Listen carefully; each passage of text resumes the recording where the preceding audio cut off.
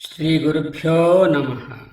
సదాశివసమారంభం వ్యాసశంకరమధ్యమాం అస్మదాచార్యపర్యంతాం వందే గురుపరంపరాం.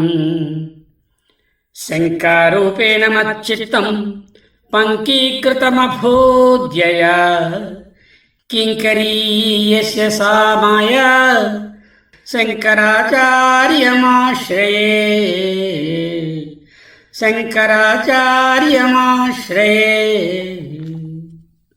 గురవే శంకరార్యాయ ప్రతిచే బ్రహ్మణే సదా నమో వేదాంతనళిని బాలసూర్యాయ యోగినే.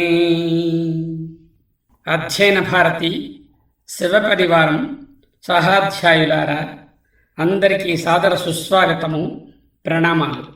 మనము శంకర భగవత్పాద విరచిత సాధన పంచకం అనేటటువంటి మహద్గ్రంథంలో ప్రకరణ గ్రంథంలో 5వ శ్లోకంలోని 7వ ఉపదేశమైనటువంటి ప్రారబ్ధం త్విహభుజ్యతాం అనే ఉపదేశాన్ని అధ్యయనం చేస్తున్నాం.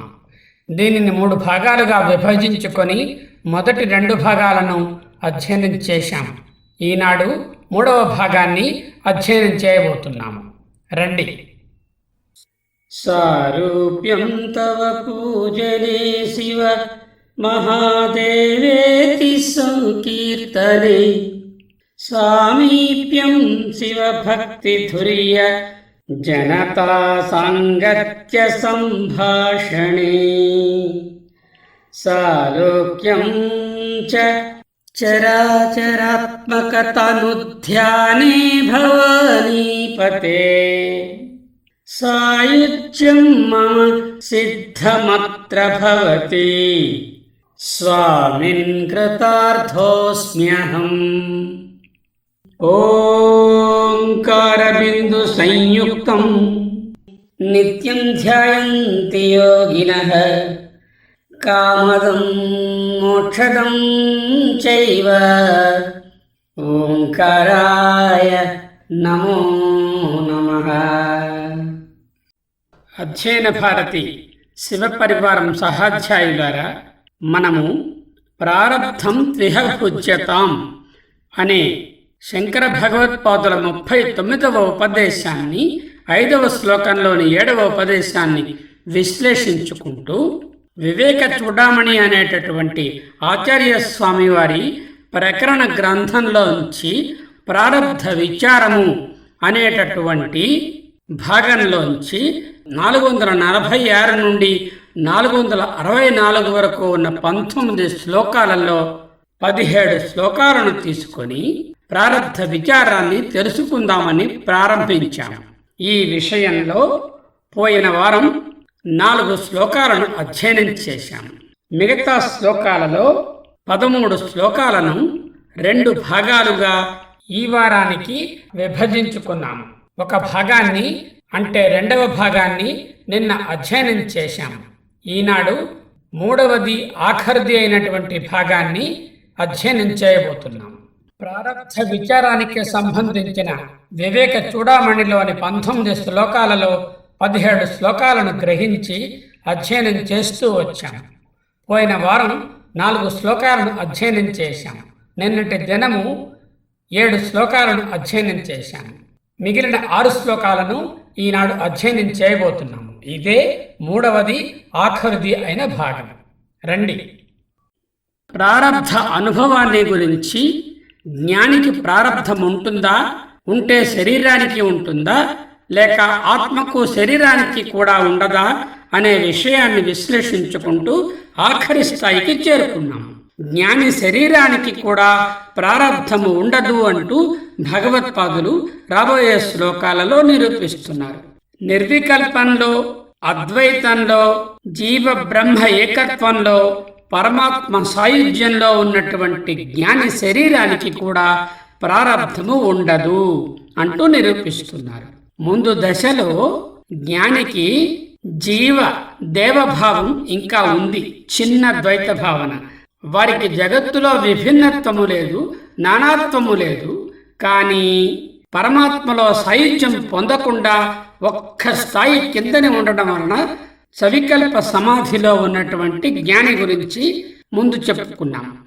ఇప్పుడు పరమాత్మ సాయుధ్యంలో ఉన్నటువంటి జ్ఞాని సమాచారాన్ని విశ్లేషిస్తున్నారు భగవత్పాదులు.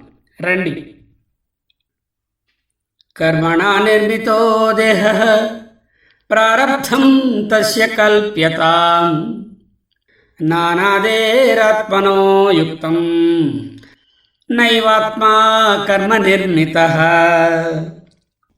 దేహ శరీరము కర్మణా కర్మచే నిర్మితః చేయబడినది.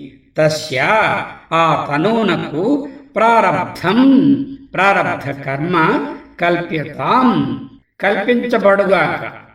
అనాదేహ్ ఆది మధ్యాంతములు లేని ఆత్మనః ఆత్మకు నయుక్తం కర్మ తగినది కాదు. ఆత్మ అంతరాత్మ కర్మ నిర్మితః కర్మములచే నిర్మింపబడినవాడు నైవ కానే కాడు. ప్రారబ్ధ కర్మ ఆత్మకు సంభవించనందుచే పరమాత్మ జ్ఞానికి ప్రారబ్ధ కర్మ లేదని బోధిస్తున్నారు. దేహము కర్మచే నిర్మితమవుతున్నది. కర్మణా నిర్మితో దేహ. అంతఃకరణ పుణ్యపాపములచే సూక్ష్మదేహము కలుగుచున్నది. అనేక జన్మలలోనూ వర్తించుచున్నది. ఆ కర్మ ఫలిత అనుభవానికై స్థూలదేహం వస్తోంది. ఆ రెండు దేహములకు అజ్ఞాన కారణముండుటచే కారణ శరీరము ఉత్పన్నమవుతోంది. కాబట్టి దేహము కర్మత్రయ నిర్మితము. ప్రారబ్ధ కర్మ స్థూలదేహమును ఆశ్రయించి, సంచిత ఆగాములు అంతఃకరణాలను ఆశ్రయించి ఉంటాయని విజ్ఞానులు బోధిస్తారు. శరీరమందున్న ఆత్మకు జలంలో ప్రతిఫలించినటువంటి బింబానికి పంకిలత్వం లేనట్టే కర్మ సంబంధము లేదు. అనిత్యముకు ప్రారబ్ధ కర్మ వ్యవహారము నిత్యమైన ఆత్మకు సమంజసం కాదు. ఇంకా ఆత్మ కర్మ నిర్మితము కాదు కదా. సర్వకర్మ కలాపములకు సాక్షి అయిన ఇంద్రియాతీతమైనది ఆత్మ. ఆత్మ దేని చేతను నిర్మితము కాదు. కావున దానికి ఏ కర్మయూ లేదు. జనన మరణ రహితము ఆత్మవస్తువు. అజము, సత్యము, శాశ్వతము, అనాది, అవ్యయము, అరూపము, అచలము. ఆత్మ కర్మరహితమని నిరూపించినందుచే జ్ఞానులు ప్రారబ్ధాది కర్మరహితులు పరబ్రహ్మ స్వరూపులని ప్రతిపాదితం.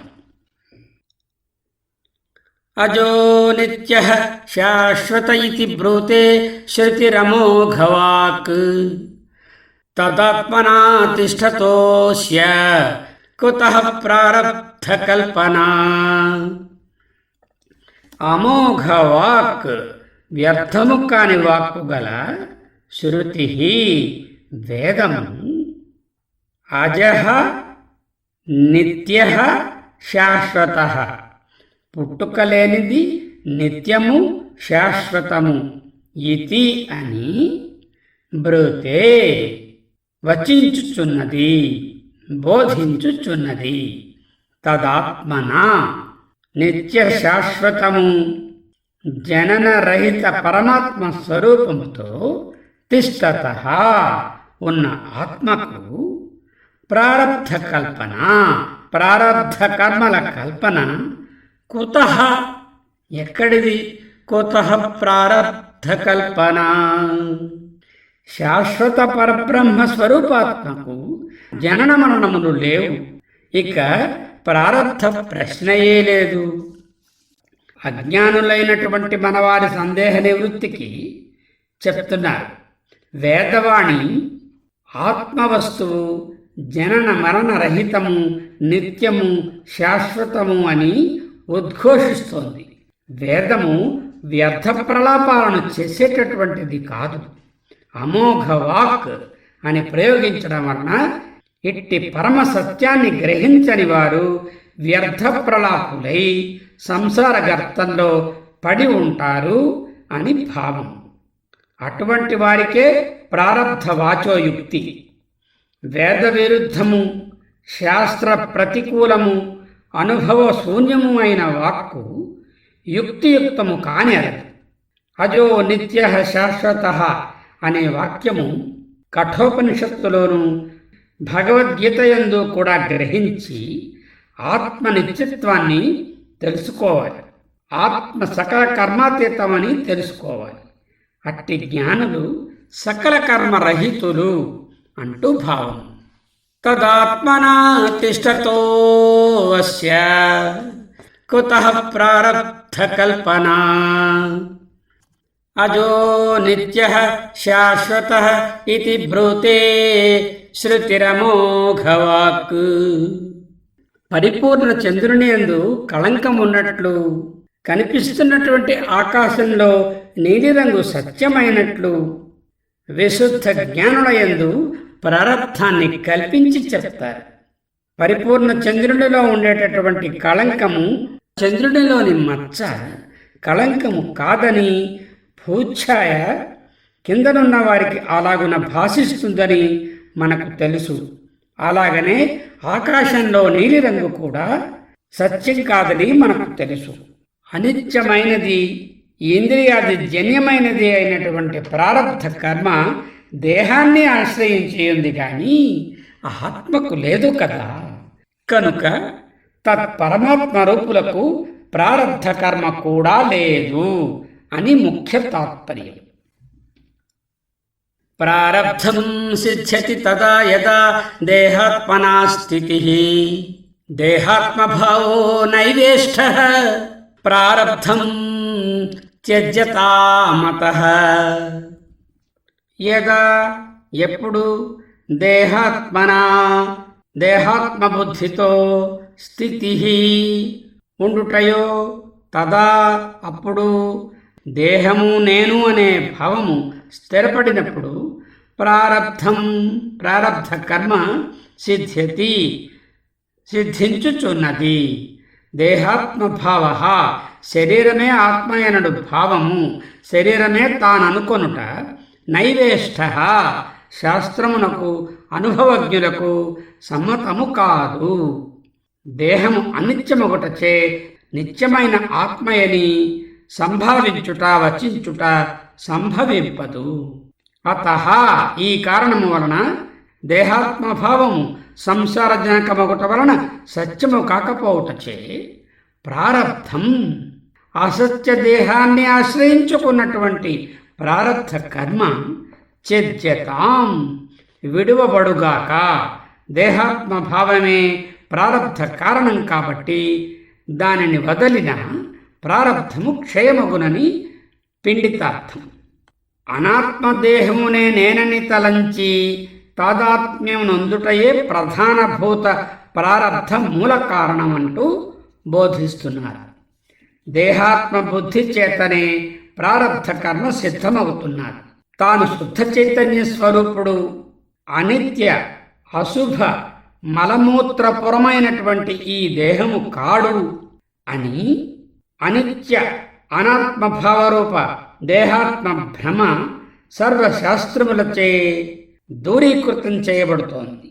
శరీరము అనిత్యము, తదాశ్రితమైనటువంటి ప్రారబ్ధము కల వంటిదే అవుతోంది.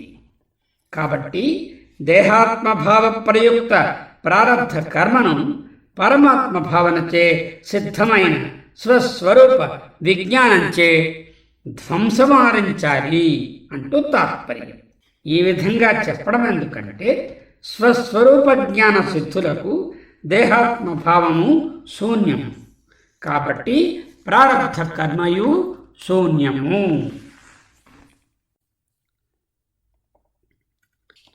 శరీరస్యాపి ప్రారబ్ధ కల్పనా భ్రాంతిరేవ హి అధ్యాస్తస్య కుతః సత్వం అసత్వస్య కుతః జని అసత్వస్య కుతో జని. శరీరస్యాపి దేహమునకు కూడా ప్రారబ్ధ కర్మారోపము భ్రాంతిరేవా సత్యము కాదు, అదియును అజ్ఞానమే. తథాహి అదే యుక్తమైనది. అధ్యస్తస్య కల్పిత వస్తువునకు సత్వం సత్తా అంటే స్థితి కుతః ఎక్కడిది, అసత్వస్య లేని వస్తువునకు జనిహి జన్మము కుతః ఎక్కడిది, సంభవించదు అని పెండితార్థం.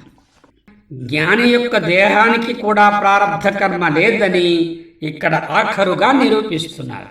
అది ఎలా అంటే శరీరం అనగా శీర్యతే ఇది శరీరం, నశించునది శరీరం. అజ్ఞానముచే దేహం వచ్చినది. అజ్ఞానమే అభావమైనప్పుడు తత్కల్పిత దేహమును తథ్యము కాదు కదా. శరీరమే లేనప్పుడు తదాశ్రిత ప్రారబ్ధ కర్మయు సత్యము కాదు.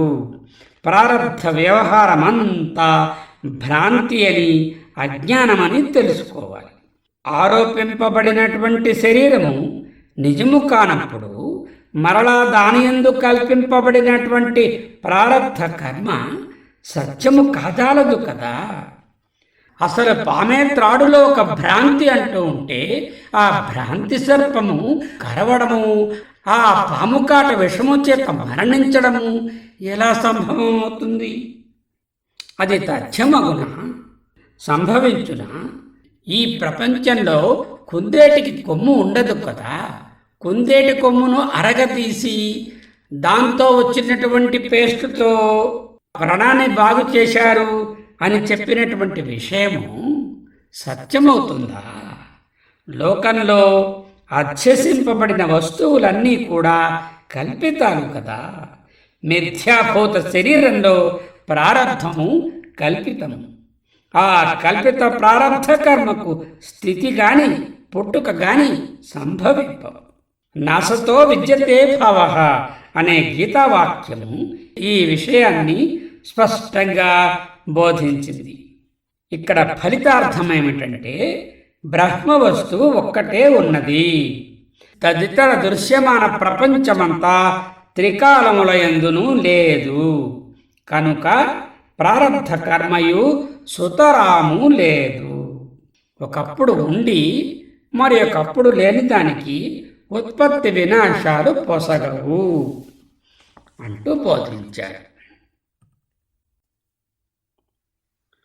అజాతస్య కుతో నాశః ప్రారబ్ధం అసతః కుతః జ్ఞానేనాజ్ఞానకార్యస్య సమూలస్య లయో యది. జ్ఞానేనా జ్ఞానము చేత జన్మ జర మరణ వర్జితుడైనటువంటి పరమాత్మ స్వరూప విజ్ఞానంచే సమూలస్య కారణముతో కూడా అజ్ఞాన కార్యస్య అజ్ఞాన కార్యమైనటువంటి దృశ్యమునకు లయోయది నాశనమైనచో తర్హి అటులైనచో అజాతస్య పుట్టని దానికి నాశః కుతః. నాశమెక్కడ? అజాతస్య కుతో నాశః. అసతః లేని దానికి ప్రారబ్ధం కుతః. ప్రారబ్ధం ఎక్కడ? ప్రారబ్ధం అసతః కుతః. అజ్ఞానమే లేనప్పుడు శరీరాలే లేవు. లేని శరీరానికి ప్రారబ్ధం ఎక్కడి నుంచి ఊడిపడింది? జ్ఞానమనున్నది సత్తా వస్తువు, జనన మరణ రహితమైనది.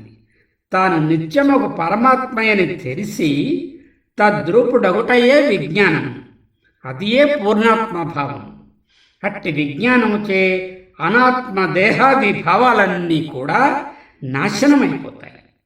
ఇంకా సకల దృశ్య ప్రతీతి వినష్టమైపోతుంది.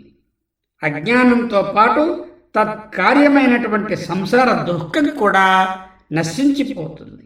అవశిష్టమైనది పరబ్రహ్మం ఒక్కటే.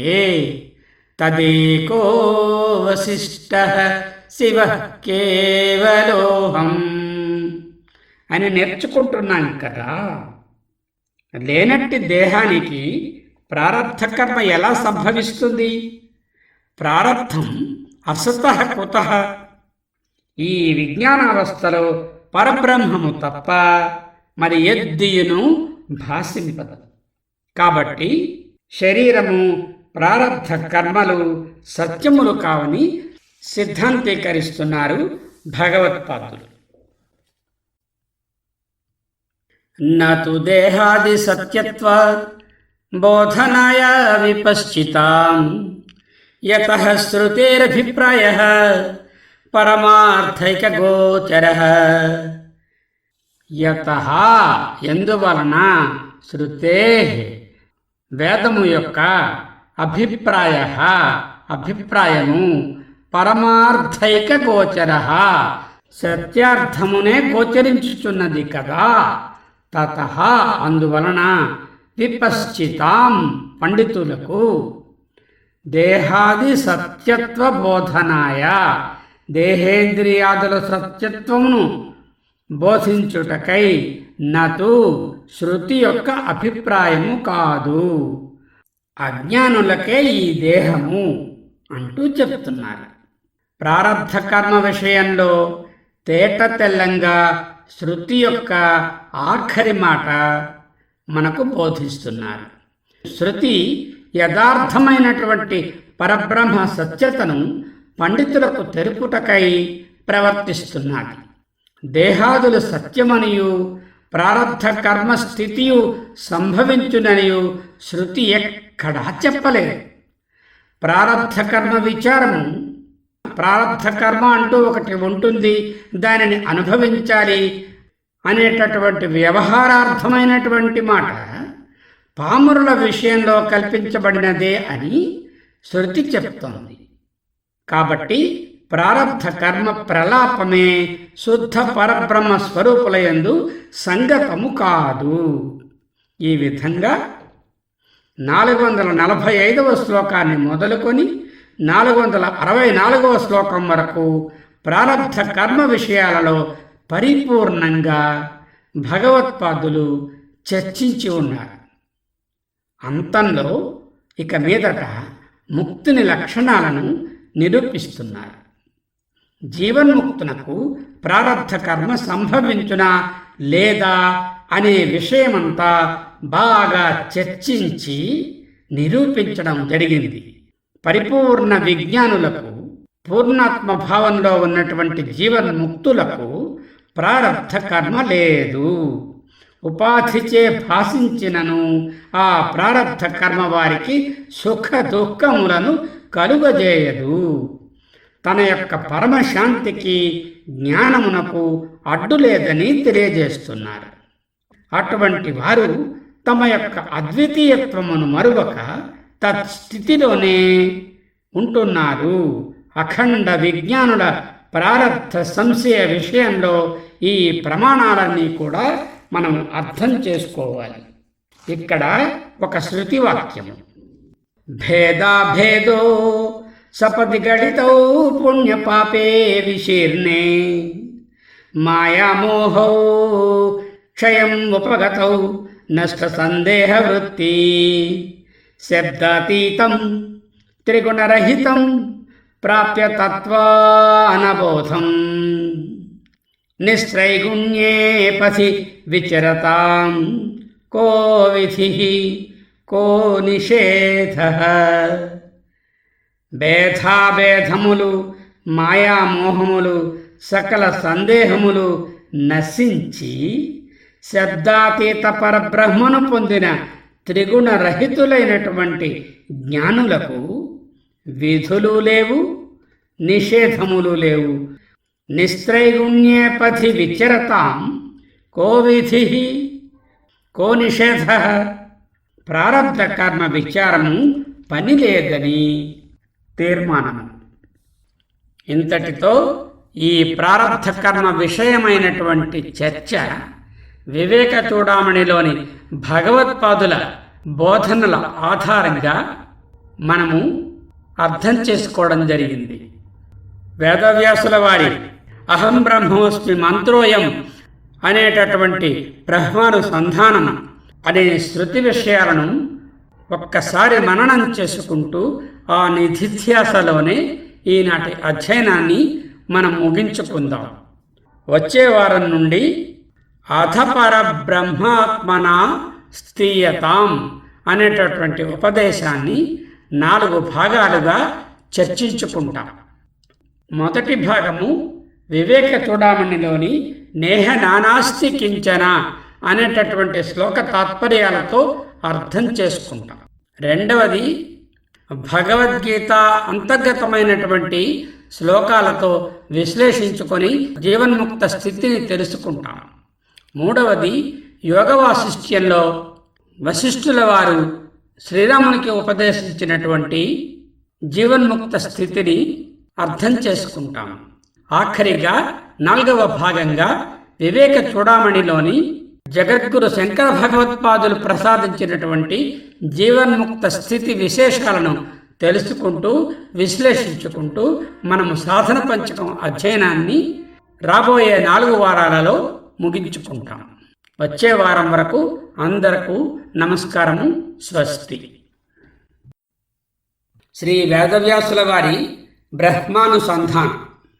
అహం బ్రహ్మాస్మి మంత్రోయం బుద్ధివ్యాధిం వినాశయేత్. అహం బ్రహ్మాస్మి మంత్రోయం చిత్తబంధం వినాశయేత్. అహం బ్రహ్మాస్మి మంత్రోయం చిత్తవృత్తిం వినాశయేత్. అహం బ్రహ్మాస్మి మంత్రోయం సంకల్పాదీన్ వినాశయేత్. అహం బ్రహ్మాస్మి మంత్రోయం కోటిదోషం వినాశయేత్. అహం బ్రహ్మాస్మి మంత్రోయం కామాదీన్ నాశయేత్ క్షణాత్. అహం బ్రహ్మాస్మి, నేను పరబ్రహ్మను అనే విజ్ఞానము, పూర్ణాత్మ భావము, బుద్ధి వ్యాధిని, చిత్తబంధమును, చిత్తవృత్తిని, సంకల్పములను, కోటి దోషములను, మనసులో వ్యాధి రూపంలో ఉన్నటువంటి బంధ రూపమైనటువంటి, ఆవరణ రూపమైనటువంటి, వృత్తి రూపమైనటువంటి, సంకల్ప రూపమైనటువంటి, చిత్త రూపమైనటువంటి మూలమైన అజ్ఞానాన్ని నిశ్శేషంగా నాశం చేస్తుంది అంటూ ఈ మంత్రాల తాలూకా తాత్పర్యం. అటువంటి విజ్ఞానం కోటి దోషం వినాశయేత్, అజ్ఞానజన్య కోటి దోషాలను, కామాదీన్ నాశయేత్ క్షణాత్, కామాదులను ఉన్మూలంగా కూకటి వేళ్లతో నశింపచేస్తున్నదని భావం. ఈ అహం బ్రహ్మాస్మి మంత్రోయం అనేటటువంటి వీటిని మనందరము దినము పఠించుకొని మనస్సుకు పట్టించుకుందాం. కేవలం తుర్య రూపోస్మి తుర్యాతీతోస్మి కేవలః సదా చైతన్య రూపోస్మి చిదానందమయోస్మ్యహం. ఆ అహం బ్రహ్మాస్మి అనే జ్ఞానంచే పూర్ణాత్మస్థితుడైన జీవన్ముక్తుడు నేను కేవల తుర్యరూపుడను, తుర్యాతీత కేవల పరబ్రహ్మను, సర్వదా చైతన్య రూపుడను, చిదానందమయుడను అనే భావంలో పరమాత్మలో విలీనమవుతున్నారు. నిర్వికల్ప స్వరూపోస్మి నిరీహోస్మి నిరామయ సదా చాసంగ రూపోస్మి నిర్వికారోహమవ్యయ. నిర్వికల్పుడును, నిరీహుడును, నిరామయుడును, అసంగుడును, నిర్వికారుడును, అవ్యయుడును అయి అటువంటి ఆత్మజ్ఞానం. సదైకర స్వరూపోస్మి సదా చిన్మాత్ర విగ్రహ అపరిచ్ఛిన్న రూపోస్మి అఖండానంద రూపవాన్. సర్వదా ఏకరూపుడను, చిన్మాత్రాకారుడను, అపరిచ్ఛిన్నుడను, ఆనంద స్వరూపుడను అగుచున్నాను అనే అనుభవాన్ని కలుగజేస్తుంది. ఇదియే జీవన్ముక్త స్థితి. ఇదియే అహం బ్రహ్మాస్మి అనే వేదవ్యాసుల వారి బ్రహ్మానుసంధానం ప్రకరణంలో ఉపదేశం. ఓం శ్రీ పరమాత్మనే నమః. సర్వం ఆ పరమాత్మకు సమర్పించుకుందాం. స్వస్తి.